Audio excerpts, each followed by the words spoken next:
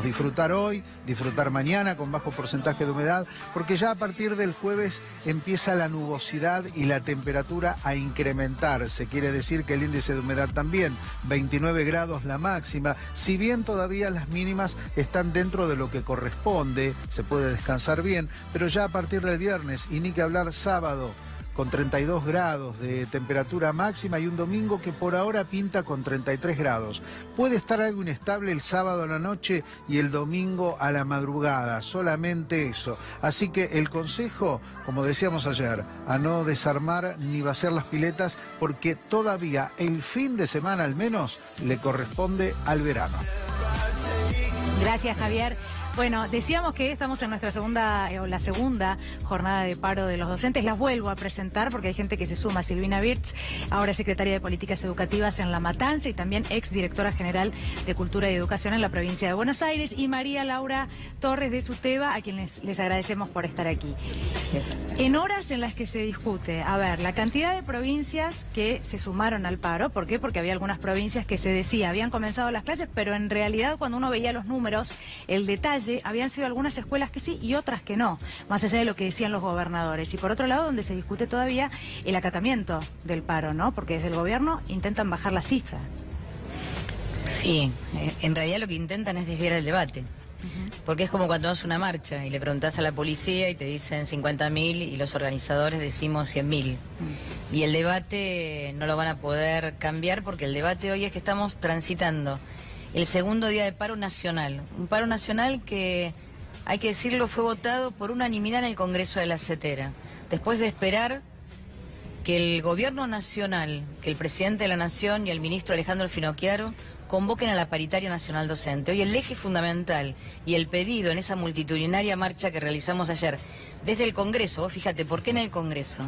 Porque nos están quitando una ley que la parimos en la Carpa Blanca, una ley que fue votada en el Congreso, es más, la votó los que hoy están gobernando. Bullrich, por ejemplo, fue uno de los que votó a favor de la ley de financiamiento, la ley de paritaria, y nos trasladamos hasta el Ministerio de Educación de la Nación para exigirle al ministro Finocchiaro que convoque a la paritaria, porque lo que está haciendo es implosionar los salarios docentes de todo el país, pero aparte, el Estado vuelve a desresponsabilizarse de la educación en términos de un país federal. Bueno, ¿pero ustedes creen que hay margen para modificar esto? Lo hablamos el día de ayer. Bueno, habiéndose quitado por decreto y habiéndose el año pasado también intentado que no haya paritaria, no de una manera formal. ¿Ustedes creen que hay margen todavía para que eso se vuelva atrás? Yo absolutamente convencida que hay margen. Y hay margen porque ayer en la calle se demostró que hay decisión de los docentes de pelear para que ese margen exista. Pero aparte, un decreto nunca puede borrar una ley. Digo, es anticonstitucional lo que están haciendo. Calculo que también en el Congreso va a haber voces que se van a poner fuertemente con estos decretos que planteó el presidente de la Nación. Así que sí, estoy convencida que hay margen y que esto es devolverle al país la posibilidad, no solamente digo de poder discutir salario, sino una política que no sea la política del fracaso. Nosotros lo tuvimos al señor Finocchiaro de director general de Cultura y Educación, una de las políticas que fracasó fuertemente el año pasado.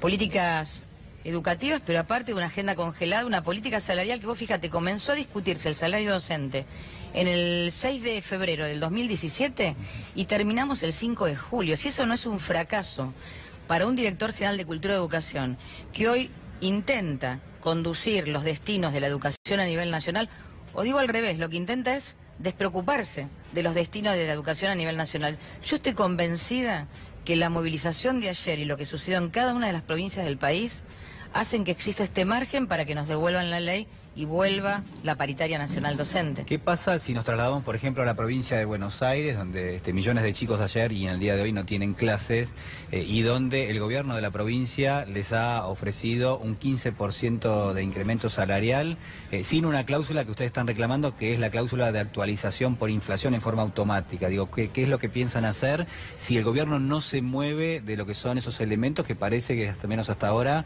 forman parte de una estrategia mucho más amplia, ¿no? Donde el gobierno nacional quiere dar como referencia que ese es el nivel salarial que hay que discutir? Bueno, tal cual lo decís vos, ¿no? Ha impuesto a todos los gobernadores, hay una presión muy fuerte para que sea el 15% o lo que sucede en Ciudad de Buenos Aires. 12% en la provincia más. Provincia de Buenos Aires, mañana comienza el ciclo electivo en toda la provincia. Y los docentes bonaerenses estamos esperando que nos convoquen urgentemente. No para volver a hacernos por cuarta vez el mismo ofrecimiento, que es tal cual lo que vos decís, el 3%, el 15% en 3 etapas. ¿Qué estamos diciendo nosotros? Primero, que la provincia tiene dinero. Lo recibió a partir del pacto fiscal, recaudó, no lo dice María Laura, lo dicen ARBA inclusive, bueno, sí. Aumentaron el impuesto inmobiliario.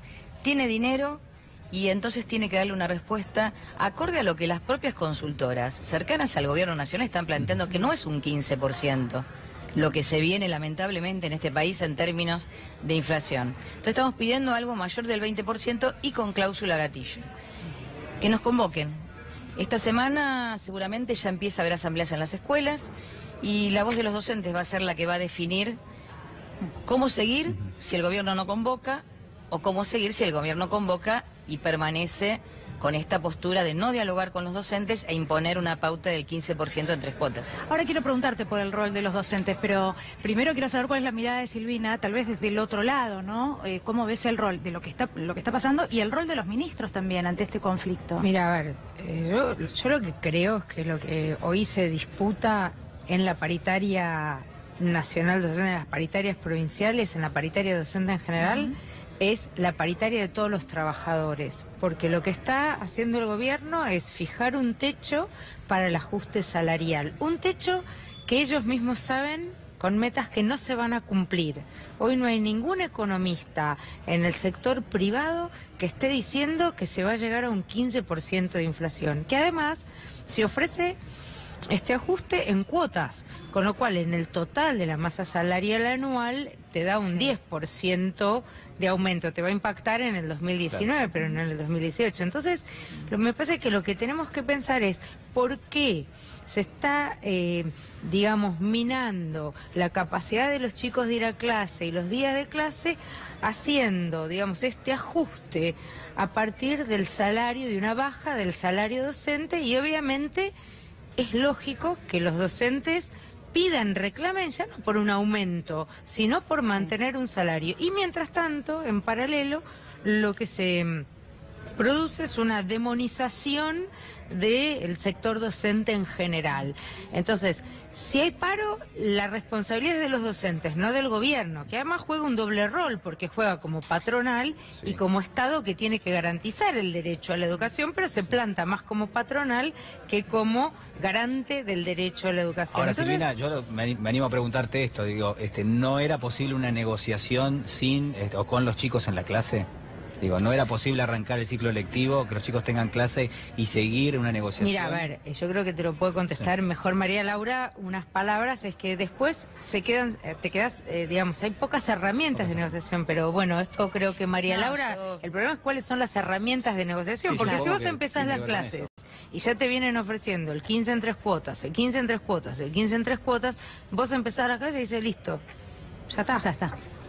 Igual comparto lo que vos planteás, porque sí había otra forma. Es más, la firmé yo, pero no la firmé solamente yo como delegada paritaria y los delegados paritarios del Frente Unidad, sino que la firmó Finocchiaro, el ministro de la CUNSA y el ministro de Trabajo actual. ¿Qué decía ese acuerdo paritario? Que el salario 2018 de los docentes se debía comenzar a discutir en noviembre del 2017. Y después de la firma, la gobernadora Vidal lo levanta como un acuerdo importante. ¿Por qué? Porque era cambiarle la lógica a la paritaria docente.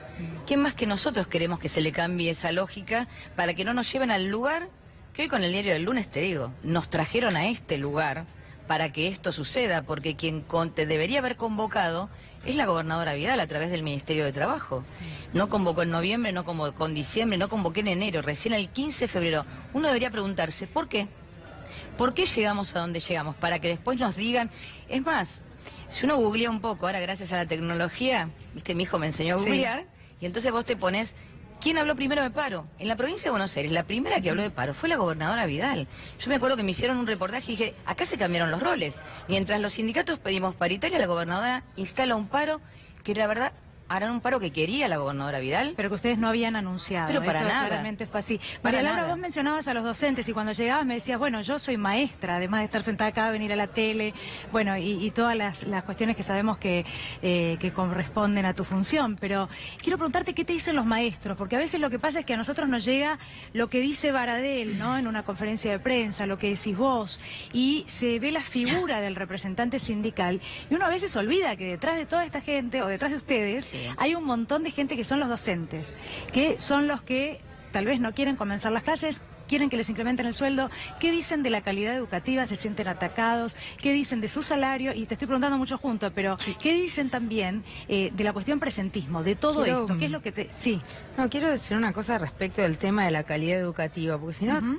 terminamos mezclando todo. Sí. La calidad educativa no es responsabilidad absoluta del docente. Por docente. supuesto que el docente cuando está frente a un grado tiene funciones y responsabilidades, pero la calidad educativa también se define cuando vos entregás libros, como nosotros hacemos en La Matanza, a cada chico de la primaria su libro de práctica de lenguaje, de matemática, de ciencias sociales, de inglés. Y entonces, ¿qué pasa? Después en las pruebas a aprender, Matanza en primaria está por arriba del promedio nacional y por arriba del provincial. Pero si vos no das herramientas, por ejemplo, se desmanteló Conectar Igualdad. Entonces los chicos no tienen computadoras. Porque si no, de nuevo volvemos a demonizar al docente. Como si el docente, sin condiciones de herramientas didácticas y de infraestructura, pudiera trabajar. Y entonces, si está mal la calidad, la culpa es del docente. Me parece que esto es importante para definir buenas políticas educativas. María Laura, y porque ya no nos queda tiempo, te sumo esto. Hay mucho ¿Qué pasa malestar. a partir de ahora? ¿Qué pasa a partir de ahora? Hay mucho también? malestar en la docencia, porque quizás lo sintetizo así. Si cuando hay campañas electorales, los docentes somos prácticamente los que vamos a cambiar el mundo.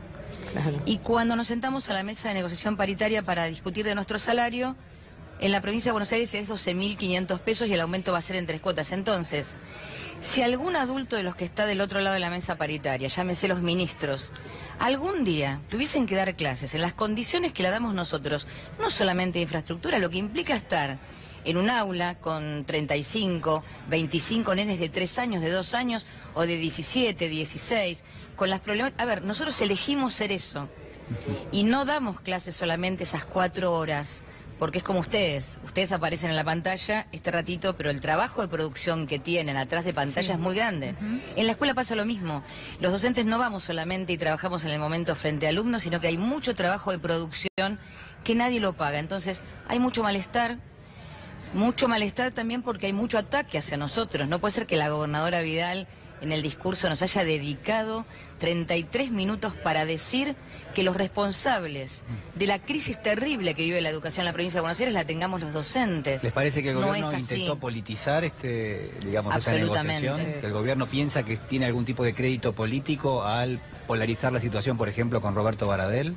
Yo estoy convencida que como por segunda vez intentan hacer lo mismo, se están equivocando. Deberían haber aprendido lo que les pasó el año pasado, cuando fueron por un camino que se chocaron con una pared, y esa pared era que la gobernadora Vidal y Finocchiaro tenían que entender que el problema no era que discutían con Baradel, sino que discutían con 300.000 docentes encima, de los cuales 212.000 o 15.000 somos mujeres, que tenemos una garra terrible para defender lo que es nuestro también. Y este año empiezan por el mismo camino. Se equivocan, se Y equivocan. déjame agregar un dato, está bajando el presupuesto destinado a educación a nivel nacional y a nivel de la provincia y en ciudad. Entonces, estos son datos del CIPEC. Entonces, si uno quiere que la educación mejore, sube el presupuesto y no lo baja.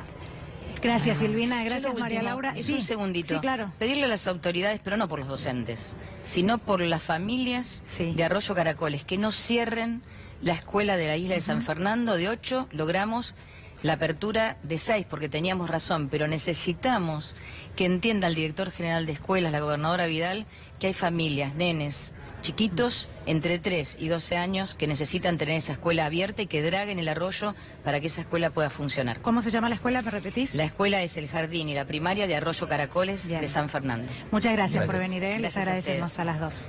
Muy bien, ¿hacemos una pausa? Dale. Pausa.